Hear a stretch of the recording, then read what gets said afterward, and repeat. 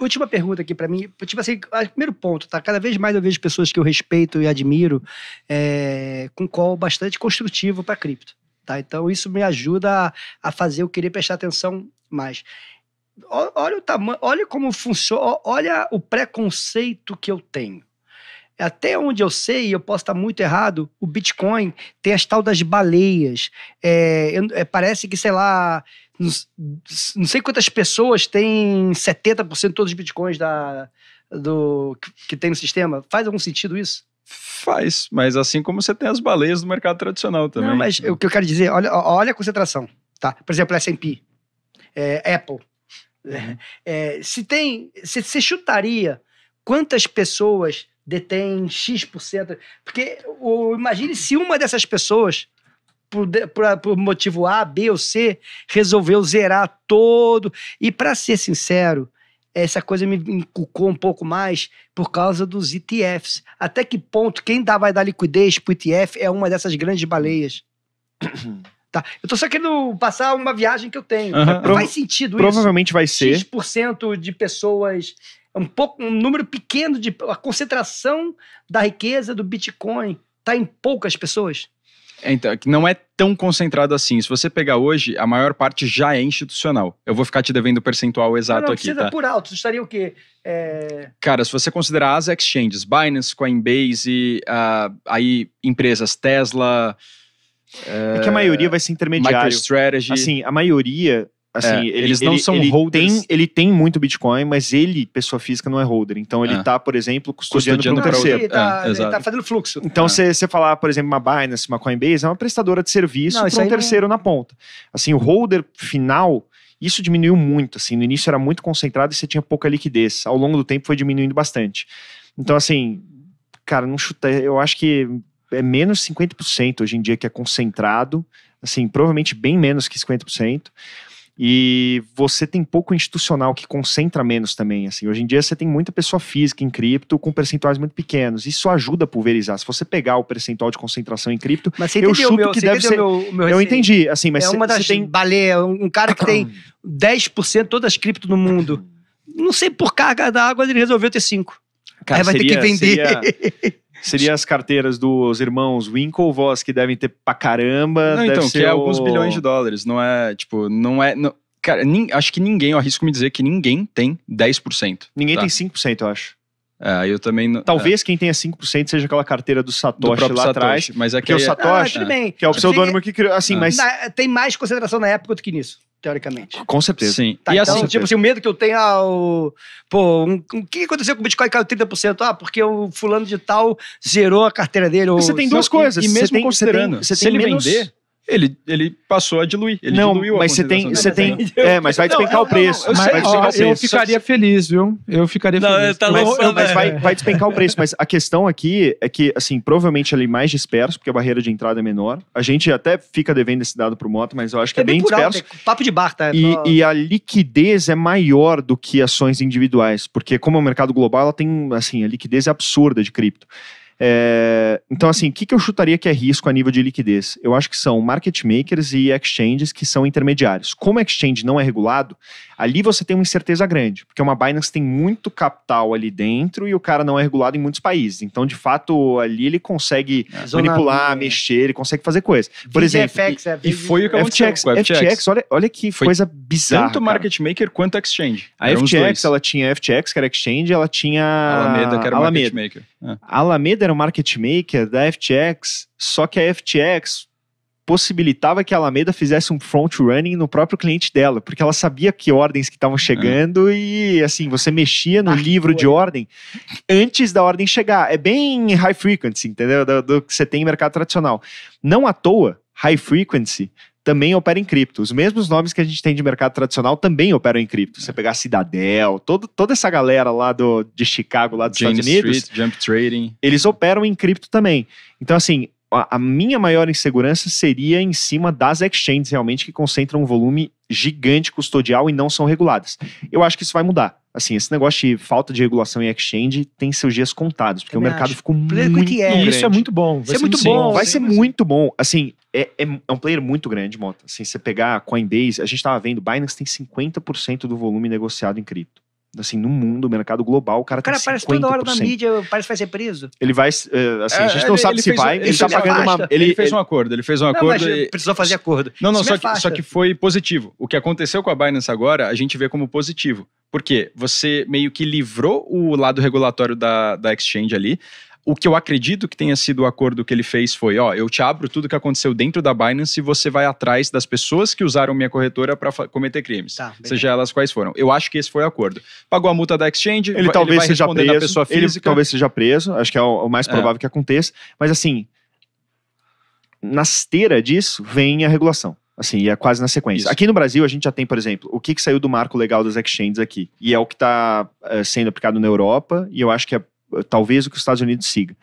Quem vai olhar para esse negócio é o Bacen. Então ele vai olhar numa ótica, provavelmente, até de crédito, que foi o que esses caras fizeram. O que o cara falou que era genial? Eu sou uma exchange, eu tenho $1 bilhão aqui, equivalente a depósito à vista, que é criptomoeda. Agora eu vou dar crédito, eu vou criar uma carteira, eu vou criar um ativo aqui, vou emprestar esse negócio e vou alavancar meu balanço. FTX deu errado, enfim, um monte de gente deu errado nesse play. Por que colocar embaixo do Banco Central é interessante? Basileia, você traz a discussão de banco. Você fala, você quer alavancar seu balanço? Que seja, você pode alavancar tantas vezes, você pode dar crédito? Eu acho que não vai ser por esse caminho, vai ser muito mais um caminho de segregação patrimonial. O que é patrimônio de cliente é isso, você não pode alavancar em cima desse patrimônio de cliente, pronto, acabou. Eu acho que talvez seja o caminho, porque o cara é transacional, entendeu? É a solução. E até um outro ponto que eu não puxei, como é que as moedas de Banco Central se relacionam com isso? Assim, de nenhuma forma. Zero. Porque a tese que eu tô te falando é uma tese de reserva de valor, de governo não conseguir acessar, não consegue pegar o custodial que você tem, apesar de talvez conseguir identificar quem é através de uma chain analysis da vida, mas ele não consegue de fato pegar. Agora, se você pegar dentro dessa tese, o que é moeda de Banco Central? Moeda de Banco Central é uma infraestrutura blockchain. E por que ele cria isso? É por conta da arquitetura que eu comentei com você. Você não tem, de fato, a custódia da cripto. Quando o Banco Central cria uma blockchain para fazer uma CBDC, uma moeda de Banco Central, ele está tirando a custódia de todos os outros players. A custódia ainda existe a nível regulatório, mas é como se uma blockchain ela tivesse toda a moeda fiduciária. Uma blockchain do Banco Central tem toda a moeda, reserva bancária, está tudo ali dentro. Isso não é assim, só importante a nível de observância do mercado e até percepção de risco, e a percepção de risco que o Banco Central tem em cima do sistema e a avaliação desse risco, mas a nível operacional. Então, por exemplo, quando você fala de blockchain em bolsa, em liquidação de ativo financeiro pós-CBDC, deve ser muito diferente, porque você consegue liquidar automaticamente, porque todo o dado de cliente está na mesma rede. O dado da B3 vai estar na mesma rede do Banco Central, o dado do Itaú vai estar na mesma rede da Genial, do BTG, da XP. E aí, quando você fala de settlement, de liquidação, esse formato é instantâneo. Não existe mais D+2 para você liquidar a ação em bolsa.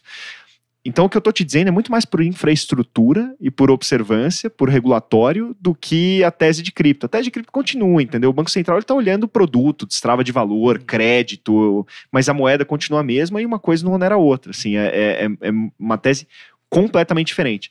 Eu acho que, assim, por exemplo, no caso da China é um pouco diferente, porque o cara está tentando realmente ter observância e ele estava tentando dirimir o mercado de cripto através de uma CBDC. Eu não acho que funciona, tá? Assim, tanto China continua tendo uma adoção relativamente alta mesmo pós sanções governamentais, o que é interessante para essa tese de reserva de valor. Assim, se um governo tem um enforcement contrário a cripto e o cara continua tendo uma adoção relativamente alta ou não teve muito impacto na adoção dentro do país, é um indicativo positivo. A Argentina também tentou fazer sanção, Venezuela tentou, e são países com uma adoção gigantesca de cripto. Então, assim, independentemente disso, a tese continua meio que funcional e CBDC eu acho que vai ser operacional. Para a gente, como empresa, mercado financeiro, vai ser um negócio transformacional no sentido de produto, cara. Eu posso dar... Já pensou uma coisa assim, se eu coloco todos os ativos dentro da mesma rede custodial, eu consigo passar a dar crédito no título público, com garantia no título público que o cara tem em outro banco. Sim, ele não precisa ter o depósito aqui, porque eu sei que o cara tem no outro banco e eu consigo liquidar no outro banco via um smartphone. Finance, não seria isso? É isso também. São duas agendas que se casam. Elas são muito... E se aparecer o Pix global? Qual a diferença do Pix para... Porque o Pix, eu saio é como se tirar o sistema bancário e bota os dois CPFs. Isso. Então, essa é uma forma fácil de explicar cripto pra gente brasileiro, porque a gente tem o Pix e sabe como funciona. Então, cripto é basicamente a mesma coisa. Lá fora, o CBDC está sendo tratado, às vezes, até como o Pix de lá tem sido visto como uma agenda muito semelhante ao CBDC. Aqui a gente já tem o Pix. Então, assim, o Pix, ele é para meio de pagamento instantâneo. Bom. Assim, transações financeiras. Quando você fala de CBDC, você fala de ativo financeiro. Assim, você fala de... assim, ativo financeiro na veia, não tem a ver o Pix e o CBDC. Na verdade, eles conversam por agendas de inovação, abertura de mercado, mas assim, ele não tem... são agendas distintas e você vai trazer o mesmo efeito de você ter uma transação financeira instantânea, só que agora para ativo financeiro. Eu vou poder comprar uma ação em bolsa e esse negócio me aparece automaticamente. O primeiro piloto de ativo financeiro que eles estão colocando é título público. Então o Tesouro está envolvido nessa discussão, tanto que é um dos ativos do piloto. Você tem 3 ativos: as reservas bancárias, o depósito à vista, que também é tokenizado, e o título público federal. Então o título público federal também entra nessa nuance toda. A título de moeda, né, se a gente pensar no que seria um Pix global para a moeda, não moeda de transação diária, né, mas de remessas que sejam, o Bitcoin, ele introduziu essa questão, tá? Porque é muito difícil a gente tentar compreender a vantagem que ele traz aqui no Brasil, onde nosso Pix funciona maravilhosamente bem, mas em países desbancarizados, você não tem o que fazer. Então, nesses países que a gente tem uma grande adoção, como por exemplo Nigéria e vários países da África, você tem, cara, percentual altíssimo da população, para eu não tentar falar nenhum número errado aqui, que não tem banco, cara, é completamente desbancarizado e consegue fazer através da rede do Bitcoin, né, uma segunda rede ali, a Lightning, transações, assim como a gente faz o Pix aqui. Só que ele está ligado ao mundo inteiro. Porque como que é uma transação de Bitcoin? Eu falo, meu endereço é esse, que é meu Pix é esse, o seu é esse, eu falo, D para tantos, D para X Bitcoins, enviar. É assim que funciona. Só que pra gente é difícil entender, porque a gente fala, mas o Pix já é isso. Só que, cara, no resto do mundo é complicado. Pra quem fica criticando o Brasil, né? O Brasil é top, cara. Brasil cara, top. Nessa agenda, isso é bacana. Cara, no CBDC também. No Real Digital, a gente tá dando aula no mundo inteiro. Não, cara. A gente é, assim, o primeiro a nível de desenvolvimento, assim, o que mais entende do assunto, que mais avançou, que, assim, você tem discussões em vários países, tem país que já lançou CBDC, a nossa arquitetura de CBDC, assim, mostra um conhecimento exímio do Banco Central no assunto e é muito melhor do que muitos países que já desenvolveram ou teoricamente estariam mais à frente da gente. Acho que assim, o Brasil é o país de longe mais avançado nessas agendas é só você ver o que aconteceu com o Pix e a adoção que foi. A gente tem a mesma percepção de CBDC. Pra gente é uma percepção de que isso, inclusive, vai destravar valor para cripto como infraestrutura, assim, beleza, essa infraestrutura funciona, é confiável, etc, etc.